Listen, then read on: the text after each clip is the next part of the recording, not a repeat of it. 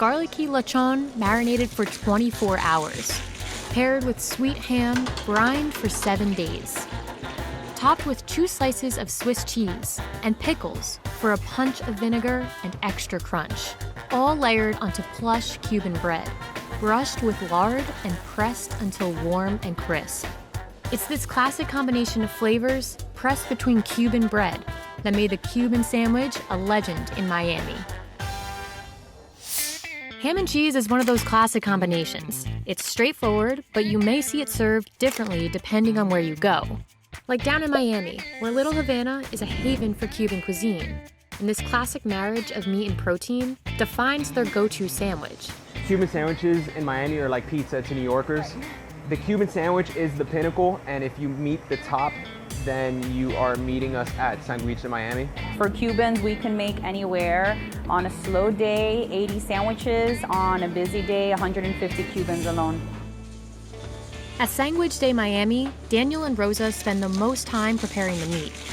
To make a true Cuban sandwich, they prepare ham and roasted pork called lechon. Our lechon and our ham, we use the same part of the pork, which is a boneless pork butt. For us, we find that it tends to be one of the most tender parts of the pork. One gets cured and the other one gets marinated. It's really the only difference between the two. The curing process starts like this.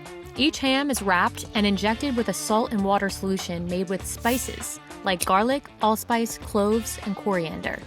Then it sits for 7 days, building flavor by soaking up that brine. Whereas the lechon marinates for 1 to 2 days before it goes inside the oven to roast.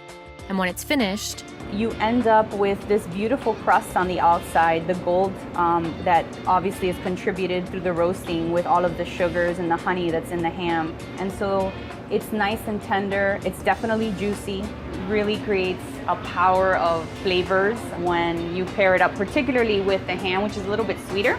What may be as important as the meat is the loaf of bread it sits between. A Cuban sandwich simply wouldn't be the same without Cuban bread. Cuban bread for Cubans is what the tortilla is to Mexicans, right? What the arepa is to the Colombians or the Venezuelans, right? It's just part of our DNA. But what makes this bread different than, say, French or Italian bread? It's gotta have fat. There's a lot of people who may make Cuban bread, but they only use water. For us, it was really important to be authentic and to make sure that we didn't take the lard out of the process, because it truly does make a huge difference with the Cuban bread, with flavor, texture, everything. And while other spots may opt for yellow mustard, Sanguich de Miami adds a drizzle of its homemade spicy mustard. And if customers catch themselves craving mayo, I tell them that Cubans are not made with mayonnaise, that I'll be happy to put it on the side, but that I will not be a part of ruining the Cuban sandwich with mayonnaise. After a drizzle of mustard comes equal parts lechon and ham, 2 slices of Swiss cheese, and pickles. I love the Cuban sandwich because there's something about the mustard, the pickles, the fattiness of the pork. There's something about that combination of flavors that's really layered that hits home for me.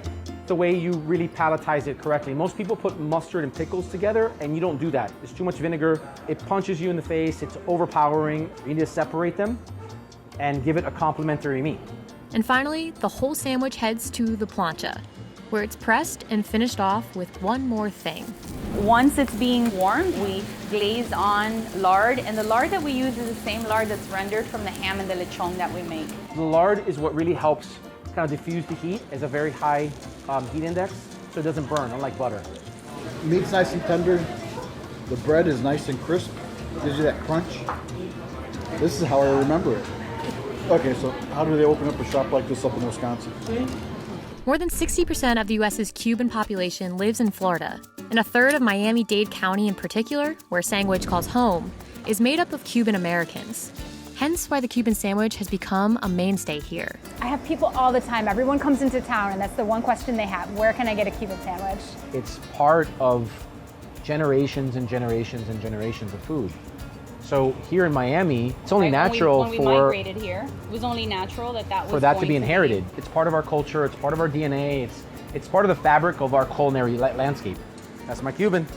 No one's ever really elevated the sandwich. It's been like a traditional staple with, store-bought ingredients, but no one's really taken it to that gourmet level of making everything from scratch, down from the pickles to the mustard, how they brine everything. You taste all the quality. I think the Cuban sandwich with time has kind of become something we put on the back burner, where it's like a really affordable fast food that you kind of just grab and go. But we wanted to take it back to the old school, where people really took the time and care to create their meats and to really curate a beautiful sandwich that you can truly enjoy.